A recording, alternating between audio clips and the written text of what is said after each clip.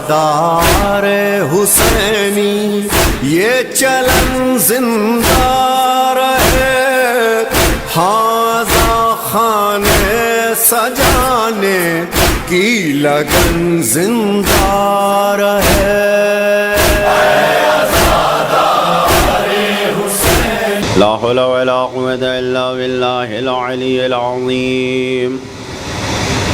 أعوذ بالله من الشيطان اللعين الرجيم، بسم الله الرحمن الرحيم، الحمد لله رب العالمين، الصلاة والسلام والتحية والإكرام على أشرف الأنبياء والمرسلين، مولانا ومولا الثقلين جد الحسن والحسين أبي القاسم المصطفى محمد،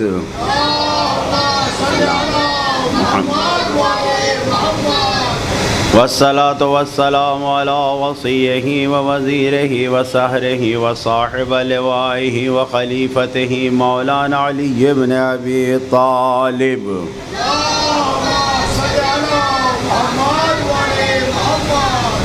والصلاة والسلام على أئمة المعصومين، خصوصا سيدنا ومولانا بقية الله المنتظر المهدي، صلى على محمد وآله، عجل الله تعالى فرجه الشريف، روحي وأرواح العالمين لتراب مقدمه الفداء، واللعنة الدائمة على أعدائهم أجمعين من يوم ظلمهم إلى قيام يوم الدين وبعد يوم الدين. بسم الله الرحمن الرحيم. اللهم كن لوليك الحجة ابن الحسن صلواتك عليه وعلى آبائه في هذه الساعة وفي كل ساعة وليا وحافظا وقائدا وناصرا ودليلا وعينا، حتى تسكنه أرضك طوعا وتمتعه فيها طويلا.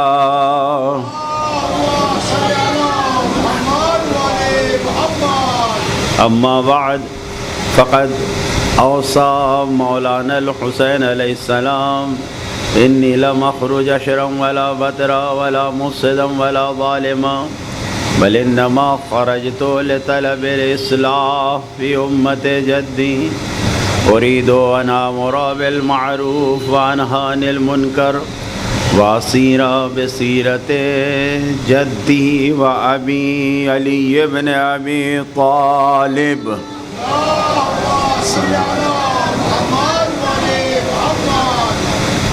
بزرگان محترم، عزیزان گرامی، ایام عزا چاند رات سے آپ حضرات فرش عزا پر مجلس حسین میں شرکت کر رہے ہیں، اور انسان کو احساس بھی نہیں ہوتا کہ کتنی تیزی سے، کتنی جلدی یہ وقت گزر گیا۔ عاشور کی شب آ گئی اور ہم ابھی تک اس بات سے مطمئن نہیں ہو سکے کہ ہم نے کوئی ایسا پرسہ، کوئی ایسا ماتم کیا یا نہیں کیا کہ جو شہدائے کربلا کے زخموں کا مرہم بن سکے۔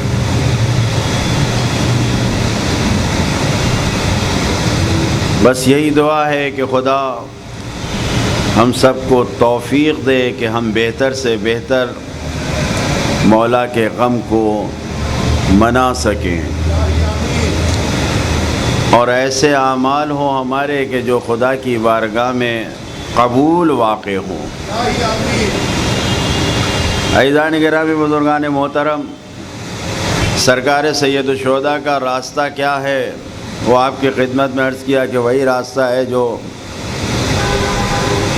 سرکار امیر المومنین اور سرکار نبی کریم کا ہے، اور اسی بنیاد پر انہوں نے جو کارنامے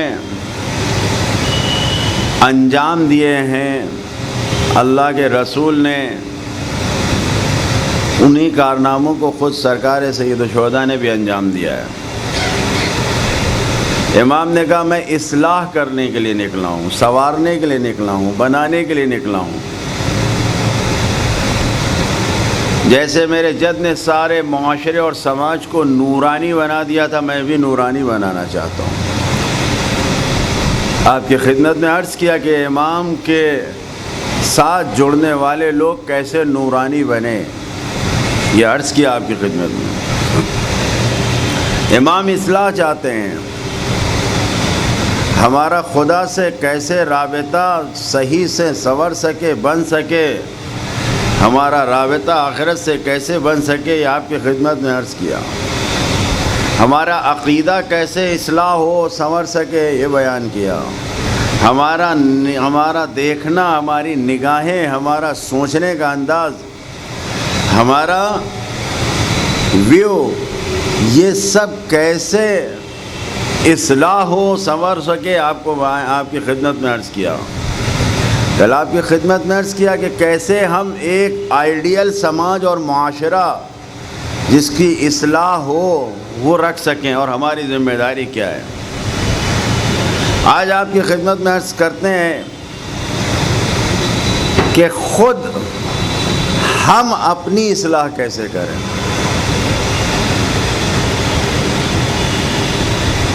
کیونکہ اس سلسلے مجالس کا یہ آخری دن ہے، کل شام غریبہ ہے، اور کوئی خاص ذکر حدیث و روایات کا نہیں ہو پائے گا، مصائب کی بات ہوتی ہے شام غریبہ میں۔ لہذا یہ وہ چیزیں ہیں کہ جو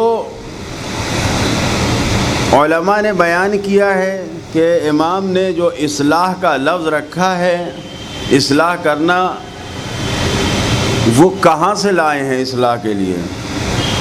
یا اپنے جیب سے نکال کے لے آئے ہیں، اپنے ذہن سے ایجاد کیا ہے، خود ایجاد کیا؟ نہیں، ائمہ معصومین علیہ السلام کی حدیثوں میں یہ بات کہی گئی ہے، دعاؤں میں یہ بات بیان کی گئی ہے۔ توجہ فرما رہے ہیں، یہ نکتہ قابل غور ہے کہ یہ اصلاح ہے کہ مثلاً اپنی اصلاح کرو، سماج کی اصلاح کرو، بیٹوں کی اصلاح کرو، بھائیوں کی اصلاح کرو، بھائی بہنوں کی اصلاح کرو، گھر کی اصلاح کرو، یہ سب اصلاح کرنا، معاشرے اور سماج کی اصلاح کرو، اپنے رشتے کو خدا سے کیسے رکھنا ہے اس کی اصلاح کرو، یہ سب خود دعاؤں میں بیان کیا گیا ہے۔ سرکار دو عالم جناب نبی کریم کی اکلوتی بیٹی شہزادی کائنات بی بی فاطمہ زہرا سلام اللہ علیہا،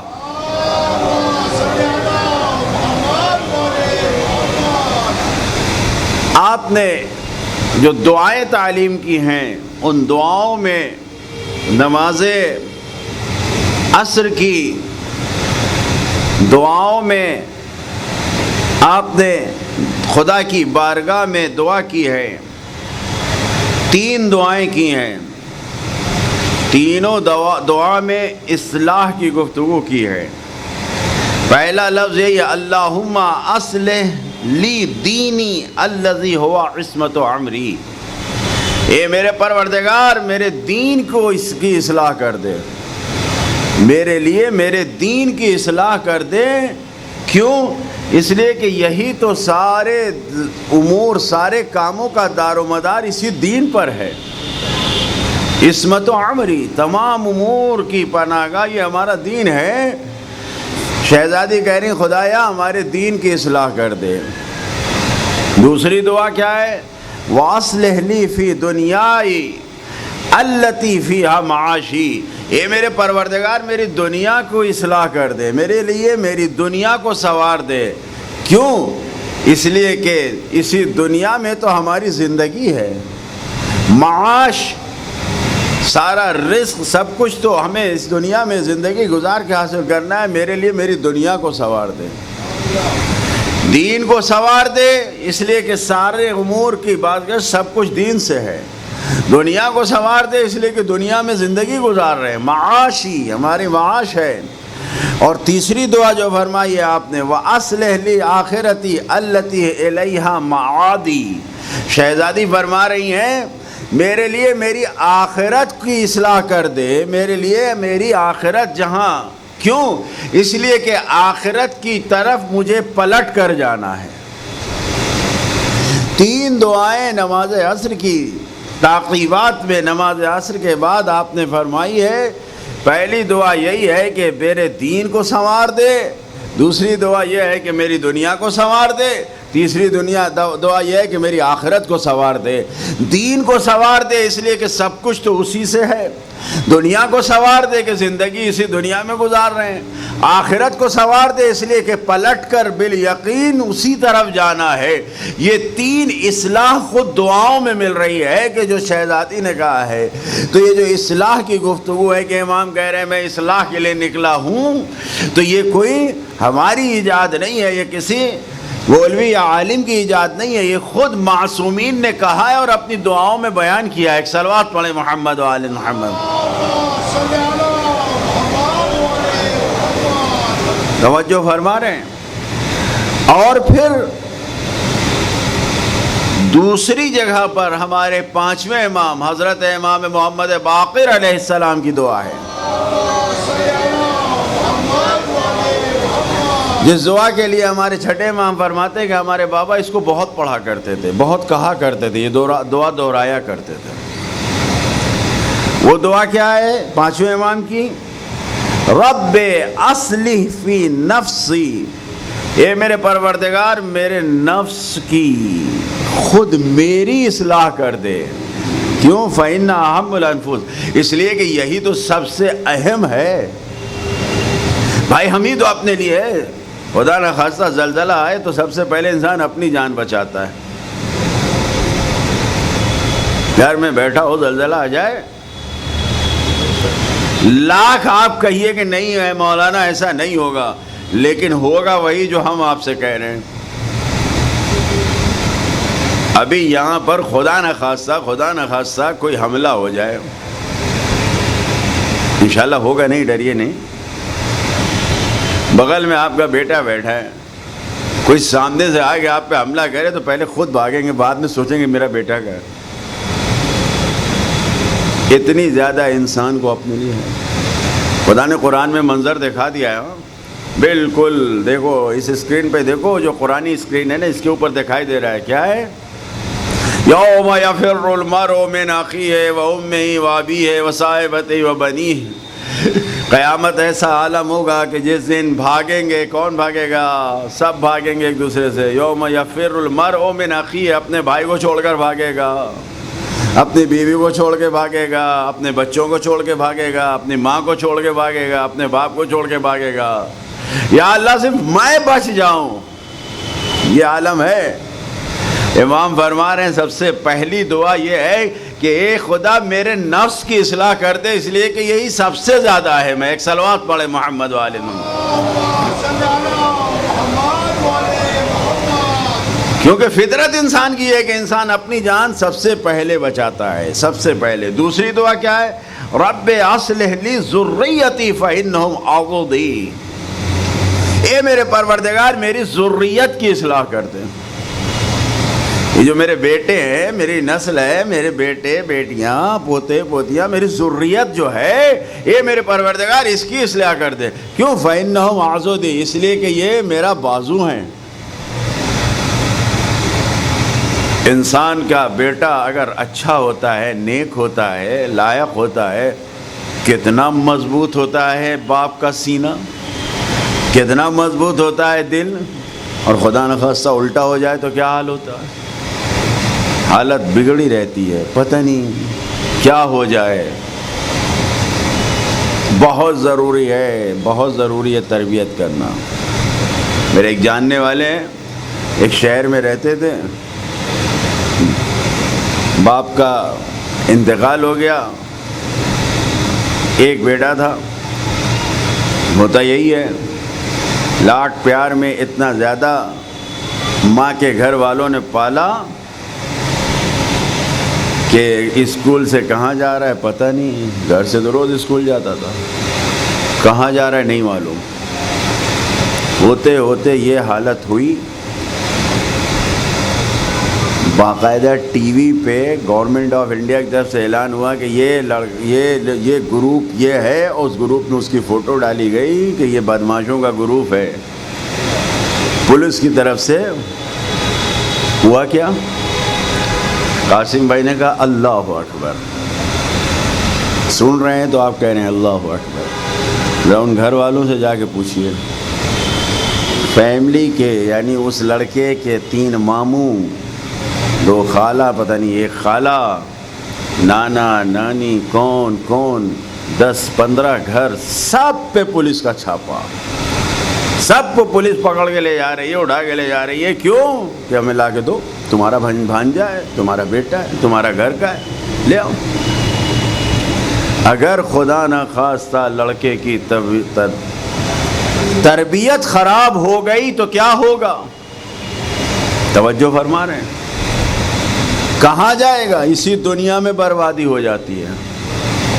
دیکھو قصہ نہیں بیان کرو، میں کہہ رہا ہوں کہ پورا گھر چھوڑ کے، وہ بہار جھارکھنڈ کہاں پہ تھے، وہاں سے چھوڑ چھاڑ کے چلے آئے، پناہ لیا ایک دوسرے شہر میں۔ سب کے اپنے گھر تھے، اپنی گاڑی تھی، دکان تھی، بہت بڑا، کیا کہتے ہیں، مال کہتے ہیں نا جس میں سب کچھ ملتا ہے، بہت بڑی دکان تھی۔ تالا لگا کے ایسے ہی چھوڑ کے چلے آئے، جان بچانا مشکل ہو گیا۔ ایک لڑکا خراب ہوا، پورا خاندان برباد ہو گیا۔ توجہ فرما رہے ہیں؟ امام فرما رہے ہیں خدایا میری ذریت کی اصلاح کر دے، اس لیے کہ میرے زیر بازو ہیں یہ۔ امام کہہ رہے ہیں کہ میرا بازو ہیں یہ۔ سوچیں کتنی اہم منزل ہے، کتنا اہم درجہ ہے کہ انسان اپنی اولاد کی تربیت صحیح کرے۔ اگر اولاد اچھی ہے تو انسان کا سینہ چوڑا ہے، دنیا اور آخرت دونوں میں سکون ملے گا۔ اور خدا نہ خواستہ اگر اولاد خراب ہو گئی، تربیت خراب ہو گئی، کسی غلط راستے پہ چلا گیا، کہیں غلط راستے پہ چلا گیا تو دنیا بھی برباد ہوتی ہے، آخرت بھی بگڑ جاتی ہے۔ ایک صلوات پڑھے محمد و آل محمد۔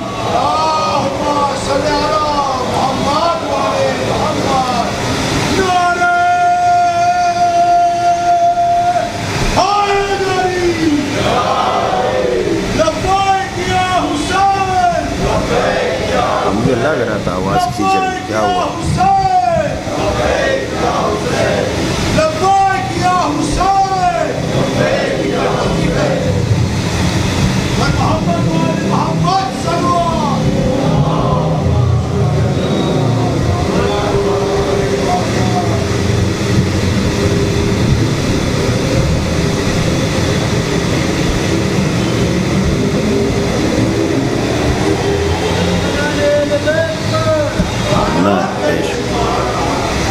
ایک اور صلوات پڑھیں محمد والے۔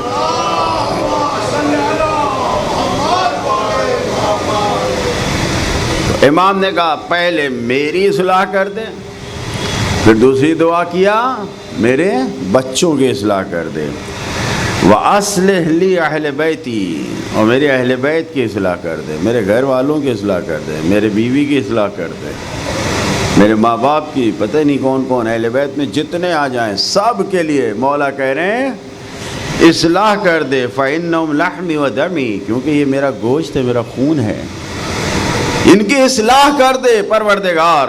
اور پھر چوتھی دعا کیا وَأَصْلِحْ لِي جَمَاعَةَ إِخْوَتِي وَإِخْوَانِي، اے میرے پروردگار میرے بھائی اور میرے بہنوں کی اصلاح کر دے، میرے بھائی اور میرے بہنوں کی اصلاح کر دے۔ کیوں؟ فَإِنَّ صَلَاحُمْ صَلَاحِي، کیونکہ اگر وہ با اصلاح رہیں گے، وہ اچھے رہیں گے تو میری صلاح بھی اسی میں ہے، میری اصلاح بھی اسی میں ہے۔ امام کہہ رہے ہیں اگر غافل نہیں ہونا چاہیے، سوچنا چاہیے انسان کو، اگر بھائی بہن صحیح ہیں، اگر بھائی بہن صحیح ہیں تو خود انسان کو بھی سکون مل رہا ہے۔ خدا نہ خواستہ کسی کے بھائی بہن گڑبڑ ہیں تو سب کچھ خراب ہو جاتا ہے۔ امام نے 4 دعائیں کی ہیں، اور چاروں دعائیں سوچئے کتنی قریبی ہیں ہمارے لیے، یعنی ہر روز ہمیں یہ دعا کرنی چاہیے۔ 3 دعائیں شہزادی نے کی، 4 دعائیں امام نے کی۔ اصلاح کی دعا کر رہے ہیں، سب اصلاح کے لیے دعا کر رہے ہیں، خدا اصلاح کر دے، خدا اصلاح کر دے۔ توجہ فرما رہے ہیں؟ یہ ساری دعائیں جو آپ کے سامنے پیش کیا ہے، کس لیے پیش کیا ہے؟ یہ دلیل کے طور پہ پیش کیا ہے کہ امام نے تو کہا ہے کہ انما خرجت لطلب الاصلاح، میں اصلاح کے لیے نکلا ہوں۔ یہ ہماری طرف سے یہ بیان نہیں ہے، یہ خود معصومین کا بیان ہے کہ ہر شعبے میں، زندگی کے ہر شعبے میں اصلاح کی ضرورت ہے، ہر جگہ اصلاح کی ضرورت ہے، دین میں، اعتقاد میں، زندگی میں، موت میں، ہر جگہ، کمائی میں، خرچ کرنے میں، کھانے میں، پینے میں، جتنے زندگی کے شعبے ہیں ہر جگہ ضرورت ہے کہ اپنی اصلاح کرو، اور سب سے زیادہ اہم ضرورت یہ ہے کہ خود اپنی اصلاح کرو، اپنے نفس کی اصلاح کرو۔ ایک صلوات پڑھیں محمد وآل محمد۔ توجہ فرما رہے ہیں، اور یہ ذمہ داری دی ہے مولا نے بھی، ذمہ داری دی ہے ذمہ داروں کو، جو ذمہ دار ہے اسی کو ذمہ داری دی ہے، جو قبیلے کا سردار ہے، رئیس ہے۔ جیسے جناب مسلم کوفہ والوں کے لیے خط لے کے آئے تھے، میں نے دوسری یا تیسری مجلس میں عرض کیا تھا، بصرے کی جانب جو سفیر بن کے گئے تھے ان کا نام کیا تھا؟ میں نے بتایا تھا آپ لوگوں کو، کس کو یاد ہے؟ جناب سلیمان۔ جناب مسلم کوفہ کی طرف گئے تھے، جناب سلیمان بصرہ کی طرف گئے تھے۔ جیسے ابن زیاد نے جناب مسلم کے ساتھ کیا، ویسے ہی جناب سلیمان کے ساتھ بصرہ میں کیا ہے، کیونکہ پہلے وہ بصرہ کا گورنر تھا، پھر بعد میں بصرہ اور کوفہ دونوں کا گورنر یزید نے اسے بنا دیا تھا۔ امام نے خط لکھا ہے، چھوٹا سا خط لکھا ہے بصرے والوں کے نام، 5 قبیلے کے سرداروں کو، بڑے لوگوں کو، جو امام نے الفاظ لکھے ہیں، من حسین ابن علی الی رؤساء الاخماس، حسین ابن علی کی جانب سے 5 رئیسوں کی طرف، 5 کمانڈر نہیں معلوم، 5 پریزیڈنٹ، جو بھی آج کی زبان میں کہہ لیں، 5 مکھیا، سب سے اچھا لفظ جو 5 پرمکھ ہیں، ان 5 کی طرف خط لکھا ہے۔ ایک احنف ابن قیس ہے، امام کا خط گیا، جناب سلیمان لے کے گئے ہیں، ایک کاپی دیا، خط کو لیا، پڑھا، اور اس کے بعد کہا کہ جواب دیا کہ حسین کو میرا سلام کہنا، اور کہنا کہ صبور رہے، بہت زیادہ صبر کریں، اللہ سب کچھ درست کر دے گا۔ ٹھیک ہے، کیا جواب دیا؟ کہ صبر کریں، اللہ سب کچھ درست کر دے گا۔ یہ وہ شخص تھا کہ کوفہ بصرہ کے ایک بہت بڑے قبیلے کا سردار تھا، اگر یہ ایک زبان ہلاتا تو 4 سے 5 ہزار لوگ اس کے کہنے پہ بصرہ سے امام حسین کی مدد کے لیے تیار ہو جاتے، لیکن نہیں کیا۔ بہرحال ایک قبیلے کا سردار تھا، اس کے قبیلے میں اہل بیت کے چاہنے والے موجود تھے، مولا نے اتمام میں حجت کر دیا، بھیج دیا خط اس کو، جبکہ یہ جمل میں بھی بھاگ آیا تھا، جمل میں بھی میدان میں نہیں گیا تھا، کنارہ کشی اختیار کر کے لایا تھا۔ سن 61 میں کربلا کی جنگ ہوئی، سن 67 میں مارا گیا۔ مصعب ابن زبیر کی فوج میں تھا، جو مختار سے لڑ رہی تھی، اس میں جا کے لڑا۔ امام کی نصرت نہیں کیا، اگر کر لیتا تو کیا ہوتا؟ جیسے جناب ابن حبیب ابن مظاہر، مسلم ابن اوسجہ، ان سرداروں کا نام ہے، ویسے اس کا بھی نام آتا، آخرت آباد ہوتی۔ دنیا میں بھائی جناب حبیب ابن مظاہر جیسے قبیلے بنی اسد کے سردار، ایسے سرداروں کو آج تک اچھے طریقے سے، اچھے نام سے یاد کیا جا رہا ہے یا نہیں؟ یہ تو وہ چیز ہے کہ جو جب تک دنیا باقی ہے ان کو یاد کیا جاتا رہے گا، دنیا میں نام ہے، اور آخرت میں جو ان کو ملا ہے، جو ان کو درجہ ملا ہے، جو شہدائے کربلا کا درجہ ہے، وہ کسی کا درجہ نہیں ہے، تو وہ سب تو بیان ہی نہیں ہوتا، بیان وہی ہوتا ہے جو دنیا میں ملا ہے کہ کیا قربانی، کیا فداکاری کی۔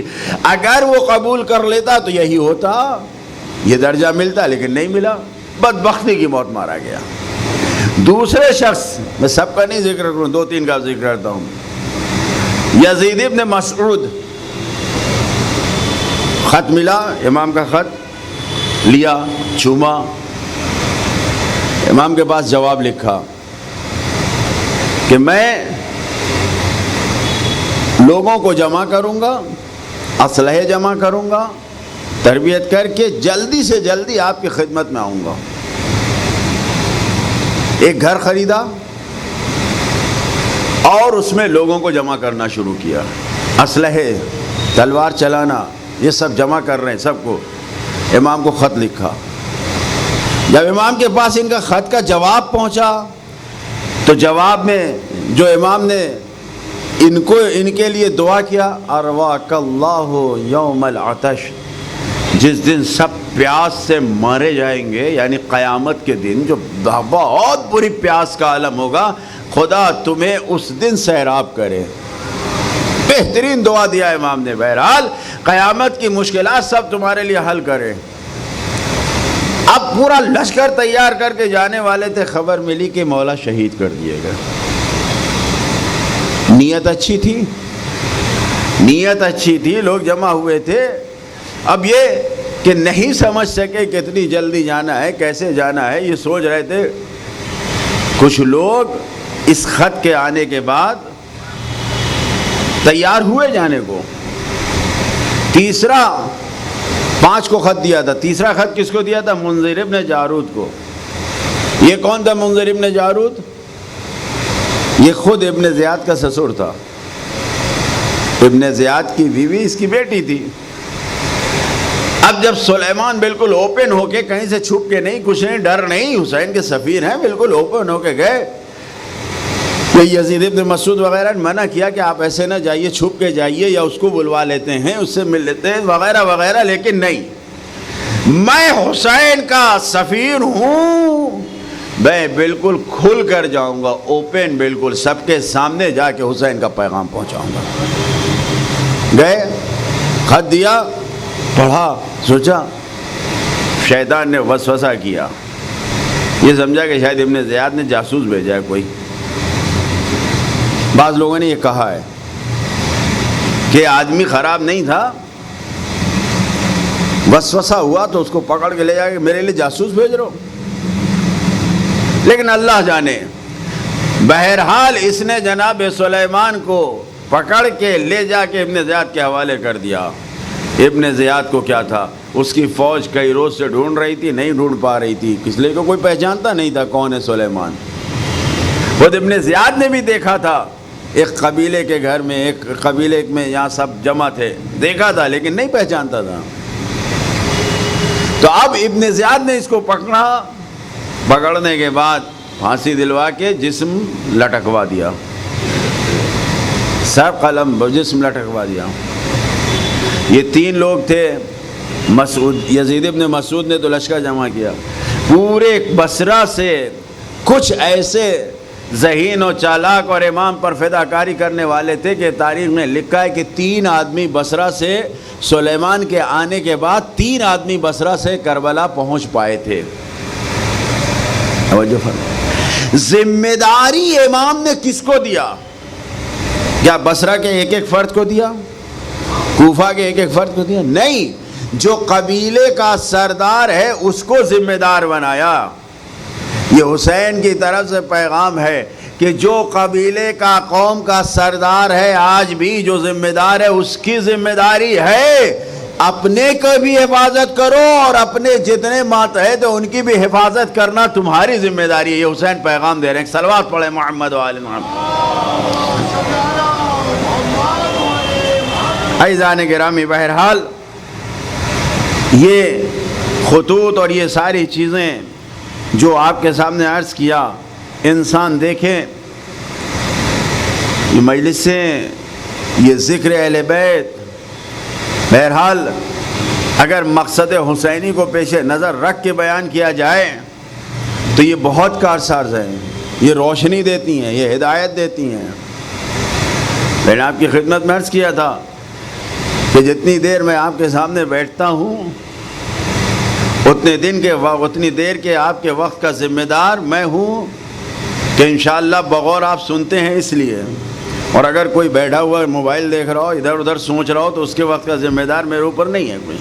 جو بیٹھے یہاں سن رہے ہیں ان کے وقت کی ذمہ داری میری ہے، اور ہمارے ساتھ ساتھ وقت کی ذمہ داری کس کے اوپر ہے؟ جن لوگوں نے ہمیں بلایا یہاں پہ. اگر میں یہاں پر بیٹھ کے الٹے سیدھے باتیں کروں گا، آپ کے وقت کو برباد کروں گا، تو جو بلانے والے ہیں ان کو بھی حساب دینا ہے، جو بولنے والا ہے اسے بھی حساب دینا ہے. توجہ فرما رہے ہیں؟ لہذا ہر انسان کو، اور پھر جو یہاں آنے والے ہیں وہ بھی ذمہ دار ہیں کہ تم اپنا وقت یہاں پر لگانے آئے کیوں. ایک دن گئے ہوتے خدا کی بارگاہ میں، کہتے پروردگارا میں گیا تھا، مجھے کچھ ملا نہیں اس لیے نہیں جاؤں گا، پھر بار بار کیوں آئے؟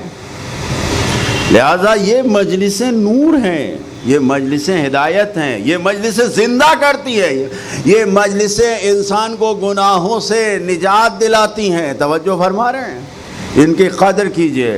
ہر انسان ذمہ دار ہے، بلانے والے بھی ذمہ دار ہیں، پڑھنے والا بھی ذمہ دار ہے، سننے والا بھی ذمہ دار ہے.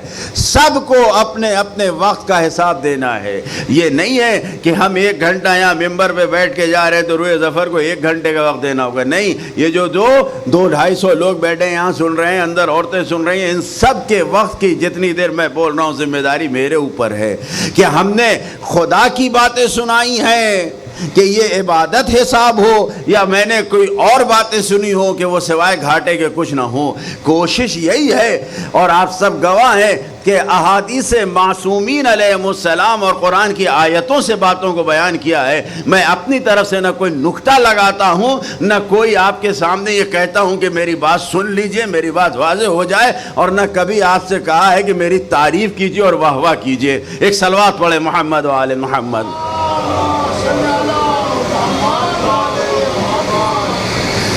کیوں؟ اس لیے کہ ذمہ داری ہے ہماری. امام فرما رہے ہیں کہ سب سے پہلا مرحلہ یہ ہے کہ انسان اگر چاہتا ہے اپنی اصلاح کرے تو اپنے آپ کو پہچانے، اپنی شناخت پیدا کرے. اپنا مولا متقیان حضرت علی علیہ السلام فرماتے ہیں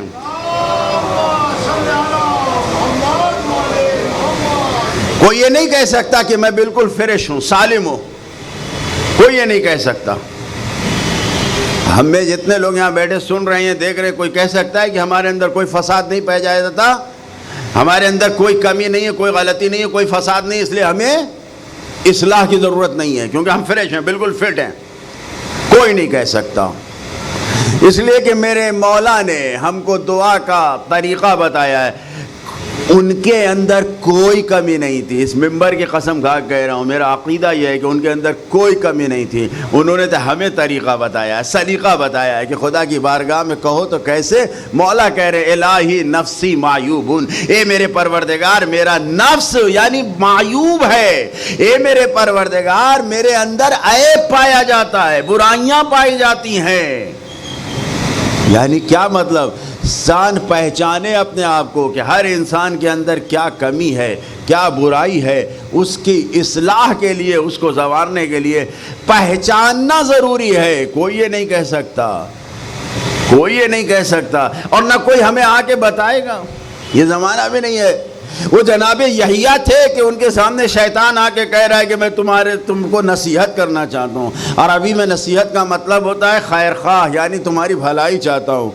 جناب یحییٰ نے دیکھا تو کب سے کسی کے لیے خیر خواہی کرنے لگا؟ تو کب سے کسی کی بھلائی کرے گا؟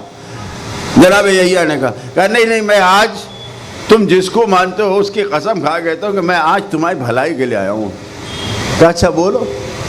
جناب یحییٰ نبی ہیں. انہوں نے کہا کہ سنو، جب تم کھانا کھاتے ہو تو پیٹ بھر کے کھا لیتے ہو، پھر تو اس کی وجہ سے تمہیں عبادت کی جو لذت ملنی چاہیے، جو مزہ ملنا چاہیے عبادت کا، وہ نہیں ملتا. شکم سیر ہو جاتے. انت رجل اکول، تم کھانے والے ہو. بھئی یہ حرام نہیں ہے، نہ نبی کے لیے حرام ہے، نہ منصب نبوت پہ اس سے کوئی رکاوٹ آ رہی ہے. نہ کسی مومن کے ایمان پہ کوئی رکاوٹ آئے گی اگر کوئی کھانا کھاتا ہے پیٹ بھر کے کھاتا ہے، بنا نہیں ہے۔ لیکن ایک بات ہے کہ اگر انسان ہمیشہ پیٹ بھر کے کھانا کھاتا ہے، شکم سیر ہو جاتا ہے بالکل، تو اس کو اللہ کی عبادت میں وہ لطف نہیں آتا جو تھوڑا سا پیٹ خالی والے کو آتا ہے۔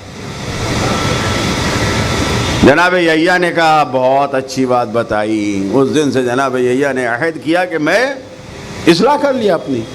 شیطان نے کہا آج کے بعد سے میں بھی کسی کو نصیحت نہیں کروں گا۔ تو بھئی ہم کو شیطان بہکاتا تو ضرور ہے، لیکن کبھی ہماری نصیحت کرنے کے لیے نہیں ملے گا۔ توجہ فرما رہے ہیں۔ اور نہ ہمیں کوئی امام آ کے ہم نصیحت کریں گے، نہ کوئی رسول ہماری نصیحت کرے گا۔ وہ محمد ابن مسلم تھے، بہت بڑے صحابی ہیں، بہت بڑے صحابی ہیں۔ جناب محمد ابن مسلم بہت بڑے مالدار ہیں، قبیلے کے سردار ہیں، بڑی حصت و حیثیت کے مالک ہیں۔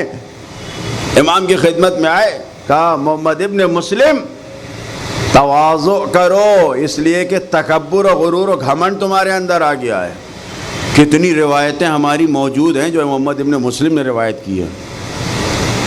ہمارے دین اور احکام کی بنیادوں میں سے ایک بہت بڑا پلر ہے محمد ابن مسلم۔ امام نے کیا کہا؟ تواضع کرو، غرور و گھمنڈ آ گیا ہے۔ کہا اچھا۔ گئے، میں نے کہا بہت بڑے مالدار قبیلے کے سردار، مطلب یوں سمجھیے کہ جیسے کسی کا بہت بڑا مارکیٹ ہو، وہ آدمی، کسی کے پاس 50 دکانیں ہوں، مارکیٹ ہو، سب اس کا پیسہ کرایہ سب کا مالک ہو، غلام ہو، گھر ہو، سب کچھ ہو، گاڑیاں ہو، سب کچھ ہو، اس کا مالک ہو۔ وہ انسان کوئی ایسا کام کرے، معلوم ہے کیا کیا انہوں نے؟ ایک سینی خریدا بازار سے، اس کے اندر کھجوریں رکھیں اور لے کر جا کے مسجد کے دروازے پہ بیٹھ کے کھجوریں بیچنے لگے۔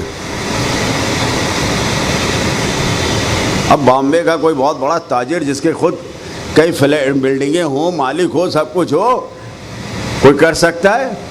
انشاءاللہ آپ سب صاحب حیثیت و ثروت و مالدار ہیں، کیا آپ کر سکتے ہیں کہ اپنے گھر کے دروازے پہ کھڑے ہو جائیے اور ٹھیلا لگا کے آلو اور پیاز بیچنے لگیے، کاندا بٹاٹا بیچے گا کوئی؟ اب جو ان کے دوستوں نے دیکھا محمد ابن مسلم کے،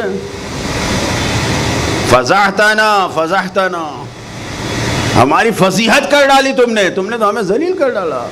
گھر والے آئے، کہا تم نے تو ہمیں خار کر دیا، کوئی عزت باقی نہیں رہ گئی، کچھ نہیں رہ گیا ہمارے لیے، سب خار کر دیا تم نے ہمیں، یہ کیا کام کر گئے؟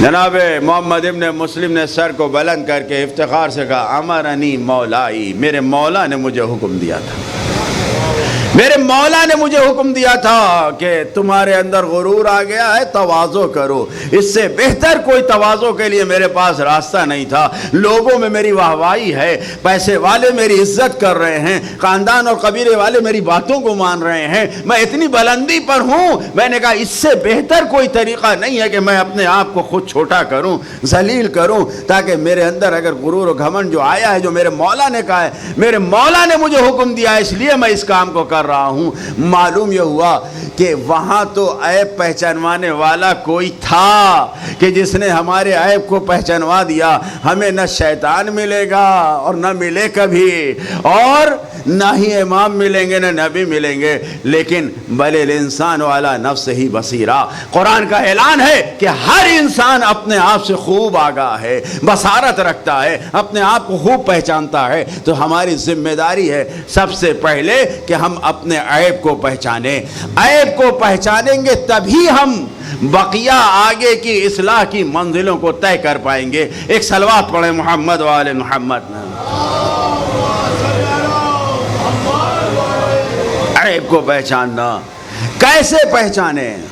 امام تو نہیں ہیں، روضے تو موجود ہیں، جاتے ہیں وہاں پہ جا کے توسل کیجیے۔ نہیں جا سکتے، یہ مجلسیں تو ہیں، یہ علم تو ہے، یہ تعزیہ تو ہے، یہ ممبر تو ہے، جڑ جائیے ان سے، توسل کیجئے ان سے، توجہ فرمانے، تاکہ کوئی بتائے۔ انسان کو اگر برا نہ لگے تو اس کے عیب کو سب سے زیادہ بتانے والی اس کی بیوی ہے۔ کہنا چاہیے انسان کو اپنی بیوی سے بھائی میری کمیوں کو بتاؤ مجھے، اس سے انسان چھوٹا نہیں ہوگا۔ بیوی کے سامنے چھوٹے بن کے اپنی برائیوں اور اپنی کمیوں کو، اپنی غلطیوں کو پوچھ لینے سے انسان دوسروں کے سامنے ذلیل نہیں ہوگا۔ توجہ فرما رہے ہیں؟ بھائی ہے، خیر الاخوان من انصحهم، بہترین بھائی وہ ہے جو تمہیں نصیحت کرتا ہو۔ ابھی ہم سے کوئی ہمارا بھائی دوست رشتہ دار آ کے نصیحت کرے وہ سب سے بڑا دشمن بن جاتا ہے۔ ہم کو راستہ بتا رہے ہو؟ امام کہہ رہے ہیں کہ سب سے اچھا بھائی ہو جو تمہاری نصیحت کرے۔ خدا کے لیے، اپنی اصلاح کے لیے پہلی منزل یہ ہے کہ اپنی برائیوں کو سمجھیں۔ یہ مت سوچیں کہ ہم نہیں بدل سکتے، ہم نہیں بدل سکتے، نہیں، ضروری ہے اس کے لیے۔ دوسری منزل جو امام نے بیان کیا ہے، دوسرا کام کیا ہے؟ انسان کو مکمل طور پر مصمم دل سے ارادہ کرنا ہے کہ ہم بدل جائیں گے۔ کتنا اچھا دعائے کمیل کا جملہ ہے، قو علی خدمتک جوارحی واشدد علی العظیمۃ جوانحی۔ اے میرے پروردگار، میرے عزم و ارادے کو میرے دل میں مضبوط بنا دے۔ یہ دعائے کمیل ہے، مولا علی کہہ رہے ہیں۔ یعنی انسان کو پکا ارادہ کرنا ہے کہ ہمیں اپنے آپ کو چینج کرنا ہے، اپنے آپ کو بدلنا ہے۔ توجہ فرما رہے ہیں؟ اپنی اصلاح کے لیے پہلا مرحلہ یہ ہے، فرسٹ اسٹیپ یہ ہے کہ اپنے برائیوں کو پہچانیں۔ دوسرا اسٹیپ یہ ہے کہ اپنے آپ کو بدلنے کے لیے قدم بڑھائیں۔ سمجھ رہے ہیں؟ توجہ کر رہے ہیں؟ اگر نہیں کریں گے تو ایک شخص اپنے عیب کو پہچانتا تھا، جانتا تھا برائیاں ہیں۔ ابو بصیر جو چھٹے امام کے شاگرد ہیں، ابو بصیر نے جا کے اس سے بار بار کوفے میں کہا، ارے بھائی تو عیش و لہو و لعب کی، شراب نوشی کی پارٹیاں رات میں کرتا ہے، دن میں لوگوں کا مال چھین کے غصب کر کے چھین کے ظلم کرتا ہے، سنور جا، لائن پہ آ جا، ہوش میں آ جا۔ کوئی اثر نہیں ہوتا تھا ابو بصیر کا۔ ایک روز ابو بصیر نے کیا کہا کہ میں جا رہا ہوں امام صادق کے پاس، تیرا مسئلہ امام سے بیان کروں گا۔ کہا اگر امام صادق کچھ کہیں گے اور کر سکتے ہیں تو پھر میں سوچوں گا۔ ابو بصیر امام کی خدمت میں گئے اور پہنچنے کے بعد عرض کیا، فرزند رسول ایسا ایسا میرا ایک دوست ہے، اس کو بہت نصیحت کرتا ہوں، وہ راستے پہ نہیں آتا، اور اس نے یہ کہا ہے کہ اگر امام کچھ کہیں گے تو میں سوچوں گا۔ کہا اچھا، کہا ٹھیک ہے، جاؤ اس سے کہہ دو کہ میں گارنٹی لیتا ہوں کہ میں تمہیں جنت دلواؤں گا۔ کیونکہ ابو بصیر سے یہی کہا تھا نا، میں نے اتنا مال لوٹا ہے، میں اتنا لوگوں کو پریشان کرتا ہوں، میں اتنے غلط راست کام کرتا ہوں، سب مجھے ہی کون سی بخشش ہوگی؟ کیا مجھے معافی ملے گی؟ کوئی معاف کرے گا مجھے؟ امام نے کہا جاؤ اس سے کہہ دو میں جنت کی گارنٹی لیتا ہوں اس سے، بس شرط یہ ہے کہ جس کا جو کچھ لیا ہے سب واپس کر دو۔ بنی امیہ کی حکومت میں کام کرنے والا انسان نہ جانے کیا کیا چھینا ہے، کیا کیا لوٹا ہے۔ پلٹ کے آیا، دوست کے پاس گیا، اس نے کہا کہ کیا ہوا؟ کہا امام صادق نے تمہیں یہ پیغام دیا ہے۔ کہا اچھا، اٹھ کے چلا گیا، کچھ نہیں کہا، ہاں نہیں کچھ نہیں۔ کچھ دنوں کے بعد ابو بصیر کے پاس کوئی دوست آیا کہ ارے وہ فلاں انسان کی حالت بہت خراب ہے۔ کہا وہ تو کسی جھوپڑی میں چھپا بیٹھا ہوا ہے، چھپائے ہوئے اپنے آپ کو۔ کہا کیا ہوا؟ یہ گئے ابو بصیر اٹھ کے۔ اب جب وہاں پہنچے تو دروازے کے آڑ میں وہ شخص چھپا ہوا ہے، سلام کر کے اس سے حال پوچھا۔ کہا سامنے کیوں نہیں آ رہے ہو؟ کہا میرے بدن پہ کپڑا نہیں۔ کہا کیوں؟ کہا تم نے نہیں سنا تھا مولا نے کہا تھا جس کو جو کچھ تھا، کہا میں نے سب کچھ واپس کر دیا، جس کا میرے بدن پہ کپڑا بھی تو چھینا ہوا تھا، میں سب دے دیا، کچھ نہیں ہے میرے پاس، میں سامنے نہیں آ سکتا۔ ابو بصیر نے اپنے دوستوں سے، مولا کے چاہنے والوں سے مل کے اس کو کپڑا دیا، اس کے لیے گھر کا انتظام کیا۔ کچھ دن زندہ رہا، مر گیا۔ امام کی خدمت میں کسی چاہنے والے نے عرض کیا، یا ابن رسول اللہ وہ شخص انتقال کر گیا۔ امام نے کہا ہاں میں نے اپنے وعدے کو وفا کیا۔ ایک صلوات پڑھیں محمد علیہ وسلم۔ میں نے اپنے وعدے کو وفا کیا۔ اب جب امام نے کہا اپنے وعدہ وفا کیا کیا؟ امام نے کہا تھا جس کا جو لیا ہے سب واپس کر دو، اس نے سب کا سب واپس کر دیا، فقیر ہو گیا، برہنہ ہو گیا، چھپا ہوا ہے، گھر سامان سب کچھ دے دیا، جس کا جو تھا سب دے دیا۔ اب امام نے کہا وعدے کو وفا کر دیا۔ وعدے کو وفا کرنے کا مطلب کیا تھا؟ جنت کی گارنٹی لیا تھا، اس کے انتقال ہوتے ہی میں نے اس کو جنت دلوا دیا۔ ایک صلوات پڑھے محمد وآل محمد۔ تو یہ نہ سوچیں کہ ہم بدل نہیں پائیں گے، ہمارے اندر چینج نہیں آئے گا، ہم بہت غلط راستے پہ چلے گئے، ہم نے بہت لوٹا ہے۔ نہیں، ارادہ کریں۔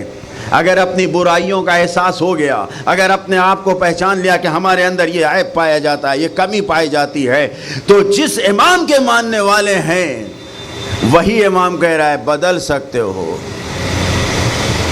ایک مرجع تقلید اصفہان میں آیت اللہ مظاہری، وہ کہتے ہیں کہ ایک دوست تھا میرا جاننے والا، امام جماعت تھا، ایک روز اچانک لوگوں کے پاس بیٹھا، وہ سجدے میں گر گیا، سجدہ کر کے اٹھے تو ان کے شاگردوں نے کہا کہ استاد نہ آیت سجدہ پڑھی گئی، نہ کوئی نماز کا وقت ہے، نہ کچھ نہیں، آپ نے سجدہ کیا۔ کہاں؟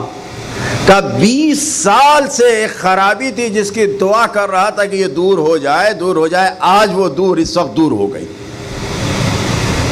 کتنی لمبی مدت؟ 20 سال۔ یعنی انسان یہ نہ سوچے کہ ہم نہیں بدل سکتے۔ بھائی میری باتوں کا اثر آپ لیجئے، قبول کیجئے، مگر یہ مت سوچئے کہ کل ہی سے ہم بدل جائیں گے، فٹ ہو جائیں گے۔ نہیں، کوشش کرنا ہے، آگے بڑھانا ہے قدم۔ اور تیسرا مرحلہ جو ہمارے لیے بہت ضروری ہے وہ دعا کرنا ہے، توسل کرنا ہے، وسیلہ بنانا ہے۔ بغیر دعا کے انسان آگے نہیں بڑھے گا، خدا سے چاہے، کیونکہ خدا نے قرآن مجید میں کہا ہے لولا فضل اللہ ورحمتہ علیکم ما زکا منکم من عہد ابدا۔ تم میں سے اگر اللہ کی رحمت نہ ہوتی، اللہ کا فضل نہ ہوتا، تو تم میں سے کوئی ایک بھی اپنے آپ کو پاک و پاکیزہ نہ بنا پاتا۔ اگر کوئی انسان کسی صحیح راستے پہ چل رہا ہے تو اسے دعا بھی کرنا چاہیے، شکر ادا کرنا چاہیے کہ فضل رحمت، خدا کی رحمت اس کے ساتھ ہے کہ جو اس راستے پہ جا رہا ہے۔ ارے مجلس حسین میں آ رہے ہو تو خدا کا شکر ادا کر کے آ رہے ہو کہ یہ نیکی تمہیں کیوں مل رہی ہے؟ اس لیے کہ فضل و رحمت تمہارے ساتھ ہے، ورنہ اگر خدا کی فضل و رحمت نہ ہوتی تو اس مجلس کا تمہیں شرف بھی نہ ملتا۔ ایک صلوات پڑھے محمد وآل محمد۔ بہرحال دعا کریں، توسل کریں۔ اور چوتھی چیز انسان کے لیے ضروری ہے کہ عمل کرے، پریکٹس کرے بہت زیادہ۔ روایت میں زاد الغصب بالحلم، آیت اللہ نراقی نے اپنی کتاب میں لکھا ہے جو عیب تمہارے اندر پایا جاتا ہے اس عیب کو اس کی ضد سے صحیح کرو۔ مثال کے طور پر اگر تمہیں جھوٹ بولنے کی بیماری ہے، عیب ہے، تو ہمیشہ سچ بول کے اس جھوٹ کی بیماری کو دور کرو۔ زاد الغضب بالعلم، غضب کو، اپنے غصے کو علم کے ذریعے دور کرو، ضد کرو، اس سے دور کر دو۔ غصہ آتا ہے، آیت اللہ بروجردی بہت بڑے مرجع تھے، سب اکیلی تقلید ہوتی تھی پورے انڈیا میں، پورے دنیا میں، شیعوں میں، تقریباً 60-70 سال پہلے۔ غصہ آتا تھا بہت، نظر کی، منت مانی ہے، اگر کسی نیک کام کو کرنے میں آپ کو رکاوٹیں آ رہی، منت مانی ہے۔ انہوں نے تو منت مانی اگر ایک دن غصہ کروں گا 1 سال روزہ رکھوں گا۔ جی میرے استاد بتا رہے تھے کہ ایک جوان میرے پاس آیا اور اس نے کہا کہ صبح کی نماز کے لیے اٹھ نہیں پاتے ہیں، تو انہوں نے کہا الارم لگا لو۔ کہا الارم بھی لگاتے ہیں، بند کر دیتے ہیں۔ کہا دور رکھو۔ کہا اٹھ کے جا کے بند کر کے پھر سو جاتے ہیں۔ تو انہوں نے کہا ٹھیک ہے، اچھا ایسا ہے کہ نظر مان لو، منت مان لو کہ اگر ایک دن نماز چھوٹے گی تو مثلاً 500 روپے صدقہ دوں گا۔ ایک دن نماز، منت مان لو کہ ایک دن نماز چھوٹے گی تو اب اگر روزانہ نماز چھوٹ رہی ہے اور کسی کی انکم ہی 5000 ہے، وہ 500 صدقہ دے گا تو ہوگا کیا پھر اس کا؟ کسی کی انکم 50000 ہو، اب اس نے 5000 اپنے اوپر منت مان لی کہ میں 5000 دوں گا تو ہوگا کیا؟ 2 دن نماز چھوٹ گئی، 10000 چلا گیا صدقہ۔ کچھ دن کے بعد استاد کہتے ہیں وہ جوان آ کے میرا کہا استاد آپ کا شکریہ. کہا کیوں؟ کہا میری نماز اب نہیں چھوٹتی. کہا جیسے ہی آنکھ کھلتی تھی فوراً خیال آتا تھا اگر نماز نہیں پڑھا تو 5,000 دینا پڑے گا. اس 5,000 کی جو منت مانی تھی کہ مجھے دینا پڑے گا اس نے مجھے نماز کا عادی بنا دیا. اب میری نماز صبح کے نہیں چھوٹتی. توجہ فرمائیں. پریکٹس کرنا پڑے گا. عمل کرنے کے لیے ہمیں کچھ نہ کچھ کرنا پڑے گا. علاج کریں جو چیز برائی ہے, بد اخلاقی ہے تو حسن اخلاق سے, اچھے اخلاق سے بات. غصہ آتا ہے تو صبر کر کے. کنجوسی ہے, روایت میں ہے کہ کنجوسی کا علاج سخاوت مندی سے کرو. تمہیں معلوم ہے, تمہیں عیب کو پتہ چل گیا, بڑی دولت ہے, بہت ثروت ہے لوگوں کے پاس, لیکن خرچ نہیں کرتے, نہیں دیتے. اللہ کے رسول نے فرمایا جو لوگوں کے درمیان رہتے ہوئے اپنے مال کو محفوظ رکھتا ہے وہ بدترین طریقے سے, سارے نیک اعمال کرنے کے باوجود بھی وہ بدترین طریقے سے جہنم میں ڈالا جائے گا. یا خدا, اپنی محنتوں سے سارا مال کمایا, میں صدقہ نہیں دے رہا ہوں, میں خیرات نہیں کر رہا ہوں, میں سخاوت نہیں کر رہا ہوں, میں نہیں بانٹ رہا ہوں, مجھے جہنم میں ڈالے گا تو؟ کہ یہی تو تیرا گمان ہے, یہی تو غرور ہے, تیرا گھمنڈ ہے کہ تو نے جمع کیا ہے. سب کچھ ہم نے تمہیں دیا ہے, جو ہم نے دیا اس میں سے خرچ کرو. عزیزان گرامی توجہ فرمائیں. جناب حر اپنے بیٹے سے, علی ابن حر سے کہتے ہیں, کچھ اور نقل نہیں ہوا ہے, جناب حر کی باتوں میں سے کچھ اور نقل نہیں ہوا ہے, صرف یہی جملہ نقل ہوا ہے. یہ صرف 2 جملے ہیں, میں انہی کے الفاظ کو پڑھنا چاہتا ہوں آپ کی خدمت میں. الناس من الدنیا راحلۃ وکرامات الدنیا زائلۃ نلحق بالحسین لعلنا نفوز بالشہادہ. حر نے اپنے بیٹے سے صبح عاشور یہ کہا کہ لوگ جتنے دنیا میں ہیں یہ سب کے سب جانے والے ہیں, کوئی رہنے والا نہیں ہے. دوسرا جملہ کیا وہ کرامات الدنیا زائل, یہ دنیا کے رنگ ونگ جتنے ہیں نا یہ سب ختم ہو جانے, مٹ جانے والے. یہ خوبصورت دنیا ہے نا سب مٹنے والے. نلحق بالحسین, امام حسین سے مل جائیں گے. لعلنا نفوز بالشہادہ, شاید ہمیں شہادت کی کامیابی مل جائے. صرف یہی ایک جملہ جناب حر سے نقل ہوا ہے. جناب حر کون تھے؟ کمانڈر تھے بہت بڑے لشکر کے. بیان نہیں کیا گیا ہے تاریخ میں, لیکن یہ بتائیے کیا کوئی کمانڈر ڈائریکٹ کمانڈر بنا دیا جاتا ہے؟ سپاہی بنتا ہے, آفیسر بنتا ہے, کیا کیا بنتے, دھیرے دھیرے اس کے کارنامے سامنے آتے ہیں تب جا کے کمانڈر بنایا جاتا ہے. کتنی خدمتیں حر کی رہی ہوں گی, کتنی خدمتیں رہی ہوں گی. عزم مصمم ارادہ کیا حر نے, ساری شخصیت کے ساتھ ارادہ کیا اپنے بدلنے کا, خود بھی بدلے, بیٹے کو بھی بدل دیا. محال نہیں ہے. امام نے کہا اپنی اصلاح کرو, اور اپنی اصلاح کے لیے 4 کام کرو. پہلی منزل میں اپنے عیبوں کو پہچانو, برائیوں کو پہچانو. دوسری منزل میں ارادہ کرو, پکا ارادہ کرو کہ تمہیں یہ کام کرنا ہے, بدلنا ہے, مایوس نہ ہو. حر ساری زندگی کے بعد آخری وقت میں بدل گیا ہے. توجہ فرما رہے. تیسری کام دعا سے غافل نہیں ہونا ہے. یہ مت سوچو کہ ہم اپنے پاور, اپنی طاقت سے کچھ کر لے جائیں گے. نہیں, جب تک دعا تمہارے ساتھ نہیں ہوگی دوا کا بھی فائدہ نہیں ہوگا. توجہ فرما رہے ہیں. دعا ضروری ہے. اور چوتھی منزل کے عمل کرو, پریکٹس کرو. ضد جو تمہارے اندر برائی ہے اس کو اس کی ضد سے دور کرو. جھوٹ ہے تو سچ سے دور کرو. اگر بد اخلاقی ہے تو خوش اخلاقی سے دور کرو. امام نے یہ 4 چیزیں ہم سے مانگی ہیں کہ پہلے اصلاح کرو. عزیزان گرامی, میں نے آپ کی خدمت میں جو ہو سکتا تھا اپنے استادوں اور بزرگوں اور اپنے جو بھی بزرگ علماء ان کی باتوں کو آپ کے سامنے پیش کیا ہے. مجھے خود نہیں کچھ آتا, میں تو ایک ٹیپ کی طرح صرف آ کے آپ کے سامنے بیان کر دیتا ہوں. لیکن کوشش یہی کیا ہے جو آیتوں سے ملا ہے, جو روایتوں سے ملا ہے, جو معصومین کے بیانات ہیں اس کو پیش کریں تاکہ ہم اپنے کو سنوار سکیں, اپنے معاشرے کو سنوار سکیں, اپنے رشتے کو مضبوط کر سکیں. کیوں؟ اس لیے کہ جیسے حر نے کہا ہے حسین سے مل جائے تو شاید شہادت کی کامیابی مل جائے، اگر ہم سنوار لیں گے اپنے آپ کو تو ان مجلسوں سے جڑ جائیں گے، کامیابی مل جائے گی۔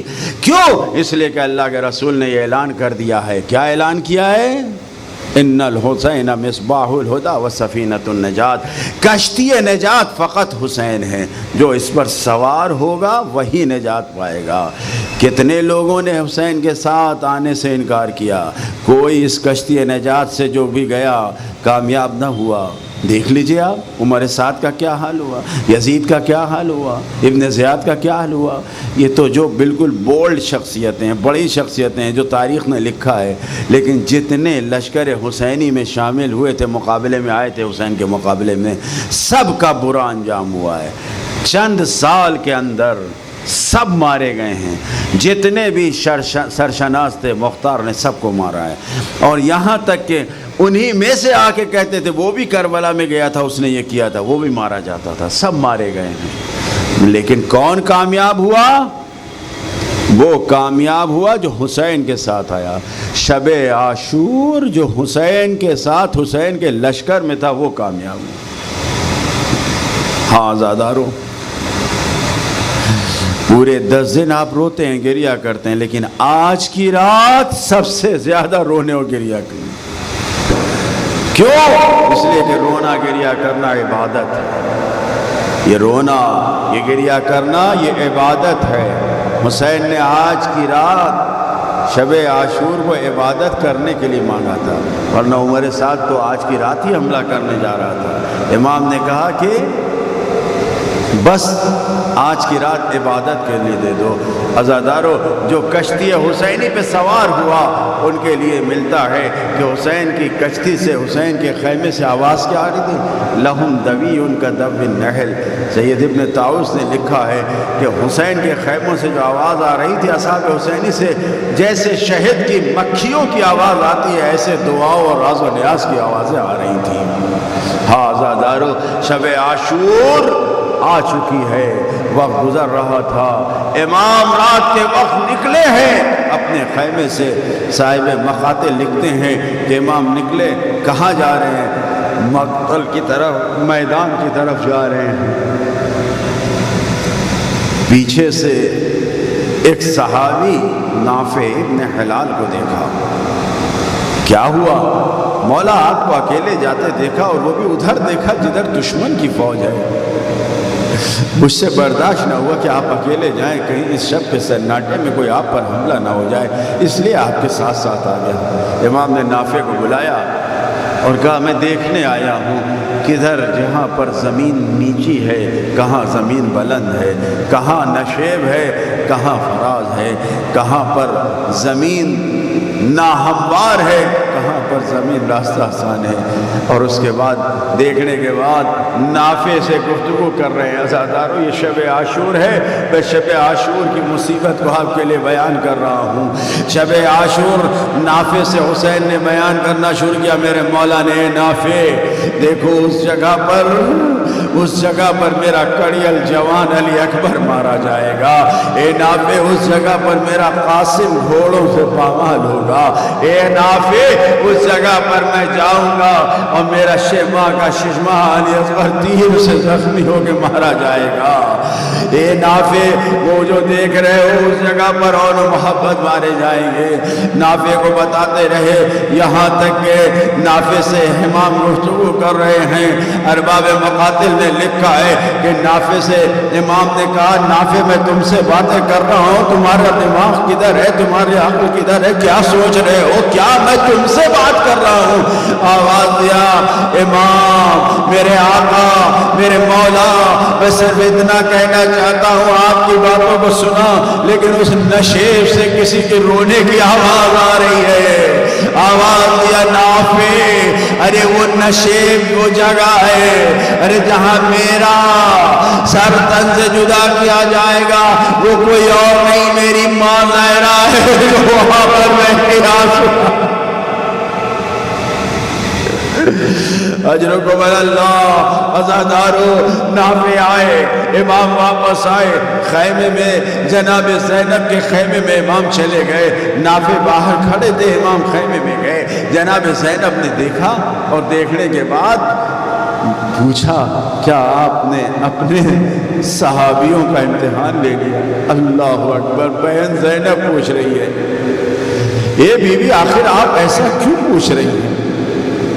ایسا کیوں پوچھ رہی ہیں؟ شاید اپنے ماضی کی یاد کو سوچ رہی ہوں گے، نانا کے صحابیوں نے نانا کو دھوکہ دیا، بابا کے صحابیوں نے بابا کو دھوکہ دیا، حسن بھیا کے صحابیوں نے بھیا کو دھوکہ دیا، اس لیے مجھے پوچھ لینا ہے، اے بھیا آپ نے صحابیوں کو آزما لیا ہے۔ عزادارو نافع نے اس گفتگو کو سنا، اصحاب کے خیمے میں تشریف لے گئے، حبیب ابن مظاہر کے پاس پہنچے اور کہا اے حبیب ابن مظاہر یہ بتاؤ کہ ہم نے کتنی تیاریاں کی ہیں، کیا ہم اپنے آپ کو تیار کیوں؟ کہ ہاں کیوں؟ کہا کہ اگر اسی وقت امام اجازت دے دیں تو میں اپنا سر خود قلم کروں گا، اور ایک بار نہیں اگر 70 جانیں ہمیں ملیں گی تو 70 مرتبہ حسین اور اصحاب حسین پہ اپنی جان قربان کر دوں گا۔ کہا اچھا۔ زہیر خیر نے کہا کہ کیوں پوچھ رہے ہو ایسا؟ اگر مولا پہ جان قربان کرنا ہے، جان نثار کرنا ہے تو 1000 بار بھی زندہ کیا جائے گا، حسین زندہ کریں گے، پھر اپنی جان کو حسین پہ قربان کروں گا۔ ایک صاحب مسلم ابن اوسجہ اٹھے، کہا یہ نیزے جب تک دشمنوں کو نہ مار لوں گا خود نہ مروں گا۔ اللہ اکبر۔ جب اصحاب حسینی کی باتیں نافع نے سنا، نافع نے کہا حسین کی بہن اپنے بھائی سے ایسا سوال کر رہی ہے۔ ارے سب اصحاب اٹھے، عزادار و اصحاب اٹھے، حسین کے خیمے زینب کے خیمے کے قریب آئے، آواز دیا اے بیویوں، اے شہزادیوں، ارے ہم آپ کے بھائی کے غلام ہیں، اگر ابھی ہمیں اجازت ملے تو اس لشکر کو ہم ابھی دیکھ لیں گے۔ اور پھر وہی باتیں دہرائی، اگر ہمیں مارا گیا ہے، ہمیں قتل کیا جائے اور پھر زندہ کیا جائے تو ہم آپ پر اپنی جان نثار کریں گے۔ عزادارو جیسے ہی رو کے انہوں نے بیان دیا، حسین نے شہزادی سے کہا بہن ارے ان کی محبتوں کا امتحان ہو گیا۔ لو عزادارو ارے صبح عاشور آئی، عجب ہنگام تھا، شہزادیاں اضطراب میں تھیں، لشکر والے انتظار میں تھے۔ ادھر حسین نے اپنے مؤذن سے نہ کہہ کے علی اکبر سے اذان دلوائی، صبح عاشور نمودار ہوئی، علی اکبر نے اذان دینا شروع کیا۔ عزادارو عجب وقت آیا، ادھر نماز تمام ہوئی، ادھر حملہ ہوا، اصحاب حسینی مارے گئے۔ لو عزادارو زینب نے یہ دیکھا کیسی صبح نمودار ہوئی، ساری سختیوں کو برداشت کرنے کے بعد ارے میرے بھیا کے جانثار مارے جا رہے، اب تو وہ وقت آ گیا، ایسا لگتا ہے کہ ہم اپنے بھائیوں سے محروم ہو جائیں گے، ہمارے بچے مارے جائیں گے۔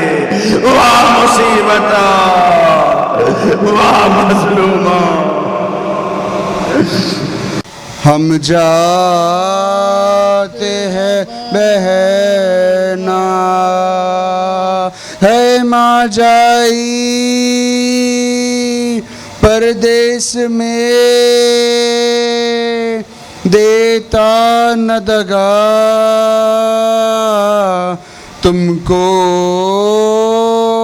برادر،